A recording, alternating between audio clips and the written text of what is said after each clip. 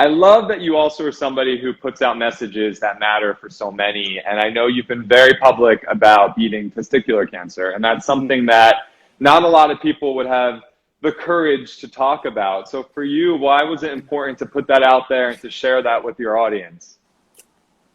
Yeah, even when it happened, like when I was diagnosed and everything, I had this weird, I don't know if this is from when I was 20 when I was diagnosed, so I know a lot of 20-year-old males have that immortality feeling where they're like, I'm immortal, I'm invincible, I can do whatever. So I don't know if it was a lingering from that, because whatever that feeling was, getting cancer kind of takes it away. But there was still part of that where I was like, I know I'm going to be fine. I was 2 years into my acting training, which was very, it had a heavy focus and a connection to the body and a connection to yourself that was very important. In the method that I studied and the belief that I continue, it's that I think every character that you play exists within you in some place. And a lot of the acting work you do is discovering that spot or that place where that energy comes from. So being connected to my body, I think, led to me recognizing this is something I should probably get looked at, not something I can ignore. I was also in a very lucky place that day I happened to get my morning class canceled. So I was like, oh, I don't even have that class anymore. I can just go to the doctor and go to my afternoon class. And then it just felt like a series of lucky coincidences that led to my diagnosis. So in the sense that the doctor was like, you're fine. I'm like, okay, cool, I'm going to go home. You know what? Do you have anything to do today? No, I have class at 3. Okay, it's 10. Do you mind go seeing a second opinion? Sure. I go to a second opinion. Second opinion said the same thing. You're fine. Okay, well, actually, do you have anything to do today? Don't have class till 3. All right, well, it's noon. I'm going to send you to NYU Langone on 30th, and I want you to get an ultrasound. And then, do you have anything to do today? No. Okay, well, I'd like you to come back in the office. I'd like to have a conversation with you. And then I was like, well, actually, I have a performance tonight. So I went the next day and was diagnosed. But the whole time, that string of what felt like lucky coincidences or that feeling, it lent itself for me to think, this was supposed to happen to me. I don't know why yet, but this was supposed to happen to me because I feel I'm going to be fine. And based on everything they're telling me, and then when I finished that process, that was, I call it my 3 weeks in hell, because it was like 3 weeks from when I was diagnosed to when I was cancer-free. And then a lot of my process was just making sure that it was gone.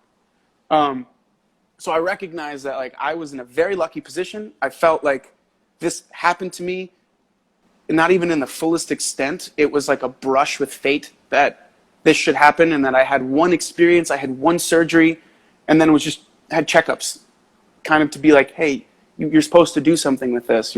And then the more open I was about it, the more I realized people aren't open about this, especially men, especially when it's concerning something that heavily feeds into their idea of masculinity. So like, right. I started to discover that, and I was like, oh, just by me being open about testicular cancer, even if it's a joke that I would make, like it'd be like, yeah, well, I'm a little lighter than most guys, you know? And they're like, what do you mean? Oh, it's because I had testicular cancer. Oh, I'm completely fine. It was actually a really easy process in terms, as far as cancer goes. I went to the doctor. They told me they thought it was a tumor. They removed it. And then a week later, they were like, all right, it didn't spread. You're okay. And knowing what we know and what I learned, that testicular cancer happens most frequently between the ages of 15 and 35, that I was never directly told this, yet I was in the most at-risk demographic, especially as a Latino male too. The number's rising within Latinos, and we don't really know why.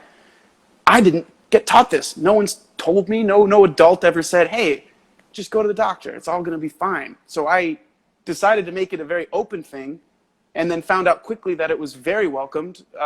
Many people often would reach out to me after by themselves in a private place and be like, hey, so I have this pain and I'm like, just going to tell you, I'm not a doctor. I can't tell you what's wrong, but I can say, if you get it looked at, the most they can do is tell you you're fine. So get it looked at. And I just became an advocate for that. And many people that I'd known for years finally would tell me about very personal things. You're like, oh, that probably should only be discussed with the doctor, a real doctor. But thank you for telling me. I understand it's scary. Trust me, I was there. Just if you take care of it, it won't be a problem. And I guess that's my whole mindset in life. Education always breeds more options. It shines light on things. Education, whether that be about a disease that can affect you, or whether it be about the circumstances of someone in a different culture or of a different ethnicity. That list is long. Anyone else, really. Like, that education is always good. And being a beacon of education, someone that, well, I don't know anything about anything, but I know a little bit about this, I felt like it was my duty to share that. And I feel like it is your duty to educate in the places that you feel like you can, and then to learn in the places that you know you can't, I believe that we're all kind of here to help each other. So I know that I have people that I look to that helped inspire me at that time when I was going through it. So I'm glad that I can help be that. But another thing I always tell them was like, but at the end of the day, you're the only one that puts your own pants on and you carry the weight yourself. We can help, but you're the one carrying it. So that strength always comes from within that person. Yeah. Yeah. But yeah, I'm glad I've been helpful, because I feel like that's the least I can do. And now we have to talk about Chicago Fire, which Let's people do it. absolutely love. So much so that you were a guest star, and now you're a regular on the show. So congrats to you. Thank you. Thank you. What has it been like doing this show? It's awesome. Oh, yeah. I mean, it was a totally different world to jump into when we, Shadowhunters, the absolute fantasy. I played a vampire. And then almost like the opposite, the absolute reality, a firefighter who every day is, for lack of a better terminology, like in the trenches of society, like in the sense that this show was such an awesome opportunity, because I had no idea that firefighters do as much as they do, that they work as hard as they work, and that they're as selfless as the ones that I've met are. Like it was such an awesome education in like these everyday heroes that I walk by in the grocery store not knowing that they're as badass as they are. Like such a cool show. I mean, the technical knowledge that they have and the physicality they need to perform the things they do to save people's lives. I mean, I could rant forever about how cool I think firefighters are now at having this education. So tell me what you love about doing this show. It's such a physically demanding show. I think I read you do a lot of your own stunt work too. Yeah. So talk to me about that. Well, like for me, there's like 3 layers of loving the show. One is the community. So there's the community of people that I was lucky enough to join, the other actors that have been a part of the show, some of them for 4 seasons, 2 seasons, and some of them the entire time, since the very beginning. And they're all just great people, artists. I love that they're all learning as they're still in a show for 8 years. You don't see that often, that someone has a job that's been done so well that they have some sort of security, but they're still striving to learn and grow as artists.